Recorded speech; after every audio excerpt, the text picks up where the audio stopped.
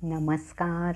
આજે આપણે પંચામૃત આપણા જીવન સાથે શું સંબંધ ધરાવે છે તેના વિશે જાણીશું.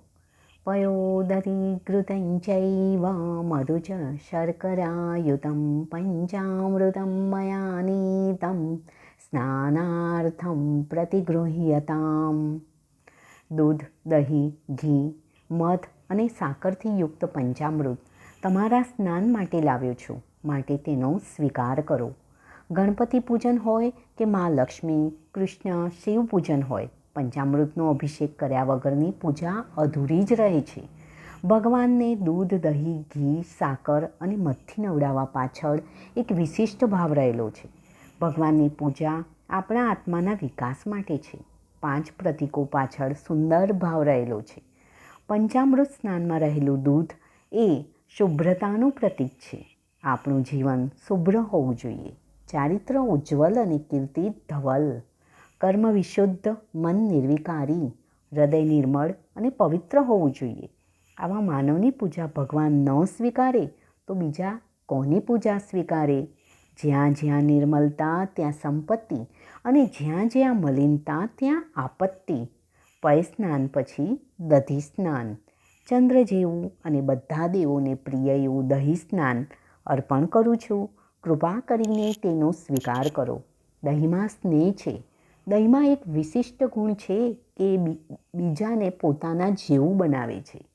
પરદેશ જતા સ્વજનોને દહીં આપવામાં આવે છે. તે સ્નેહનું પ્રતીક છે કે જનાર માણસનો સ્નેહ દૂર રહીને પણ આપણી સાથે જોડાયેલો રહે. બીજાને પોતાના જેવા સત્શીલ અને સદવૃત્તિના બનાવે એવા પ્રકારની બુદ્ધિ ભગવાનના ચરણે ધરવાની એ દધી સ્નાન પાછળનો ઉમદા હેતુ છે. દધી સ્નાન પછી આવે ઘૃત સ્નાન. ઘીની વિશેષતા તેમાં સ્નિગ્ધતા છે.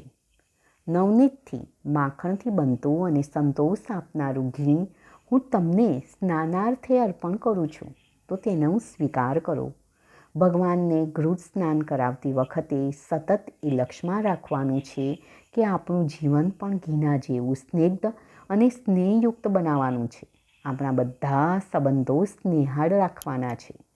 માણસ માત્ર રોટલી પર જીવતો નથી. જીવવા માટે માતા, પિતા, ભાઈ, બહેન, પતિ, પત્નીની હૂંફ ખૂબ જરૂરી છે. વૃક્ષ વનસ્પતિ પણ વિકસાવવામાં મશીનથી પાણી પીવડાવવામાં આવે તેના કરતાં માણસ પાણી પીવડાવે તો વધુ સારો વિકાસ પામે છે. ભગવાનને ઘી સ્નાન પછી મધથી સ્નાન કરાવવાનું છે. તરુ પુષ્પથી નિર્માણ થતું સ્વાદિષ્ટ, મધુર અને પુષ્ટિદાયક એવું દિવ્ય મધ હું સ્નાન માટે લાવ્યો છું. તેનો આપ સ્વીકાર કરો. મધમાં મીઠાશ તો છે જ, પણ પુષ્ટિદાયક છે. મધ શક્તિવર્ધક છે. આપણા જીવનમાં શક્તિ નિર્માણ થવી જોઈએ. ભક્તિની શક્તિથી પુષ્ટ હોઈશું તો ભગવત પ્રેમનો આનંદ માણી શકીશું. છેલ્લે ભગવાનને શર્કરા સ્નાન કરાવવાનું છે. શેરડીમાંથી નિર્માણ થતી પુષ્ટિકારક એવી દિવ્ય સાકર હું તમને સ્નાનાર્થે અર્પું છું. તેનો સ્વીકાર કરો. જીવનમાં શર્કરા જેવી મીઠાશ લાવવાની છે. પ્રિય બોલવાથી સૌને આનંદ થાય છે. સાકર દૂધમાં ઓગળે નહીં તો દૂધ ફીક્કું રહે છે. તે જ રીતે પ્રભુ ભક્તિમાં જો માનવનો અહંકાર ઓગળે નહીં તો જીવન પણ ફીક્કું રહે છે.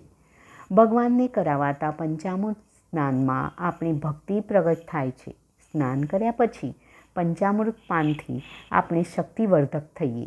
પંચામૃતની શુભ્રતા, પરિવર્તકતા, સ્નિગ્ધતા, પુષ્ટિદાયકતા અને મધુરતા આપણા જીવનમાં પ્રગટી રહો એ જ અભિલાષા. પંચામૃત પૃથ્વી, જલ, અગ્નિ, વાયુ, આકાશ એ 5 તત્વોનું પણ પ્રતીક માનવામાં આવે છે. જય શ્રી કૃષ્ણ. હવે સમજાવ્યું ને કે આપણે ભગવાનને પંચામૃતની અભિષેક શા માટે કરીએ.